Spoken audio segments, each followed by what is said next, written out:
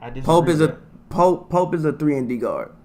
I I think disagree with Clarkson that. can score better than Pope. But Pope last year almost averaged 14, and he only shot 12 times a game.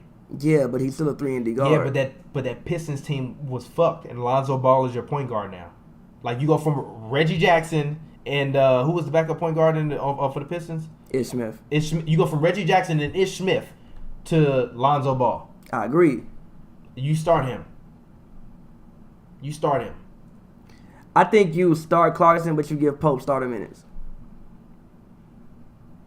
And then I'm going to run with Ingram and then Randall and then Lopez.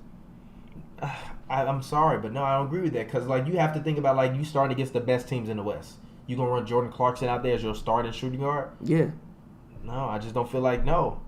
I don't feel like no. No, because you really want to take the wheel. I mean, the training wheels off Brandon Ingram and say, go shoot. You have Lonzo Ball who's going to get you the point guard. You're going to need somebody out there to play defense. Somebody has to play defense. Presumably. Somebody has to play defense. Yes, which is why I said you give Pope starter minutes, but I think you start the game with Clarkson and Ball as your two guards. No, you in the bring backcourt. Clarkson off the bench so that way you can get energy. Like, who do they have in terms of energy that's coming off their bench? They have Corey Brewer on their bench. They have Larry Nance, Zubac. I like Zubac a lot. Zubac is a very when we talk about young centers, I think Zubac is up there with the Hernan Gomez's, both of them, as far as good young centers who are going to be in the NBA for a while. I like Zubac. The guy you got screwed over on GMO. Yeah, GMO. I like Zubac. Larry Nance is nice off the bench. Again, Kyle Kuzma's off the bench. Is only 19 years old. Exactly. I like Kyle Kuzma off the bench. I think you put Pope on the bench.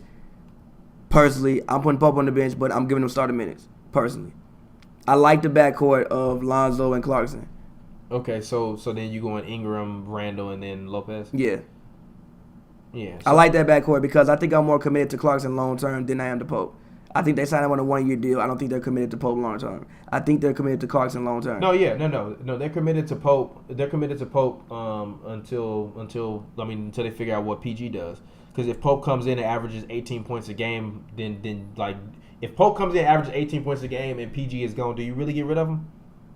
He gonna probably take a max from somebody damn near max. Do you damn near max out Pope? No.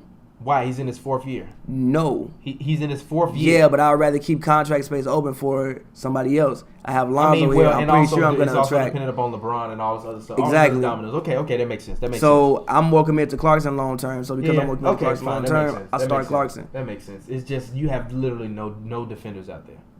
Clarkson and Ball gonna have to learn how to play some damn defense. You would assume Lonzo's 6'6", 190. You would assume one he's gonna get stronger. Two, he's already long. You would assume at some point in time Lonzo can be a pretty good defender. Clarkson also has the tools to be a solid defender as well.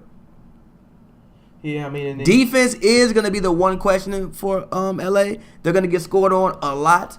Mm-hmm. That's why they won't win many games. Like I think LeVar said they're gonna win 50 games. No, they're gonna win about 30. No, I disagree with that. They're gonna win about 30. I disagree with that. 35. I see Lonzo Ball being probably one of the best. I see Lonzo Ball as having probably one of the best rookie seasons ever. And I know that sounds like mad, like hype beastess, but like he can pass. Like he can pass. You like literally like to me he passes. Like the passes he makes are insane. Like he reminds me of a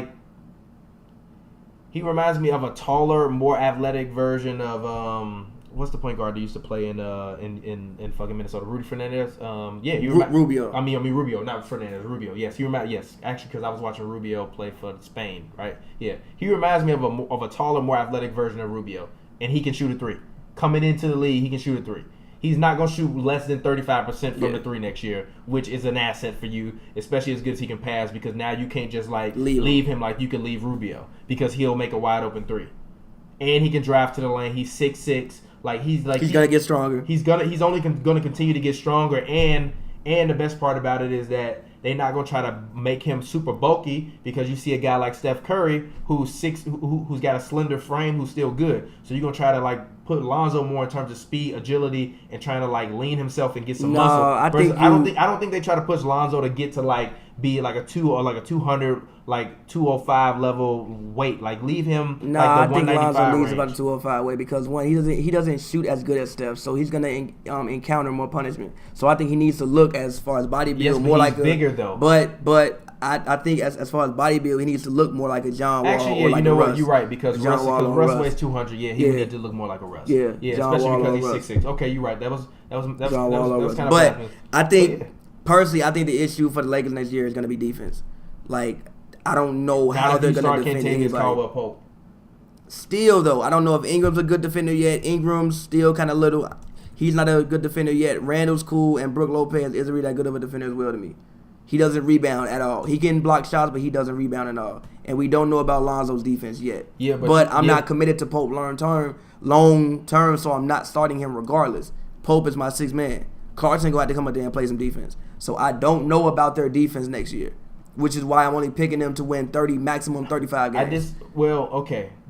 Last year they put up 105 points a game last year. They're gonna put up that again, but they're gonna probably give up 110. They're gonna put up more than that. I think they're gonna possibly put up 108 to 109 points a game. And I think they could probably give up 112 a game, which is a big leap for them. But I don't think that they will give up 112 if they start Pope. I don't because then I think you have someone immediately off the bench that comes in with energy. You don't just allow whoever the other team's best small forward or shooting guard to just go crazy because Pope is a solid defender. Like he not gonna run over them like he gonna run over Clarkson on defense.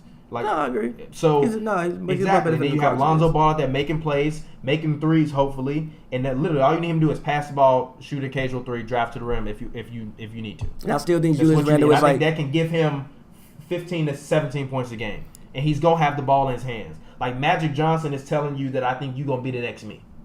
Oh yeah, he's gonna have the ball. Whatever he wants to they do. gave him the keys to the Ferrari, the house. They gave him the deed on the land. They said this is little Lonzoville right here. This is what we're gonna call this right now. This is Lonzoville. So give him the keys, and then you still have Brook Lopez, who's serviceable. Brook Lopez damn near might be a borderline all-star next year in terms of centers, in terms of how you think of centers. I mean, he's pretty much a borderline all-star every year in terms of how you think. Yes, of centers. but now he has a point guard that can actually throw him good passes. I agree. Brook Lopez is gonna have a very nice. Actually, Brook Lopez averaged 20.5 points a game, and he also hit midi three. And also, he was good from three last year. Well, he averaged 34% from three. I don't know if you really want to. That's solid. I mean, yes, he can stretch the floor for a center. That's solid. Yes. You can't just leave him. Yeah, you definitely can't leave. You can't leave him. You can stretch him. Yeah, you can't leave him. I mean, and even in terms of his rebounding.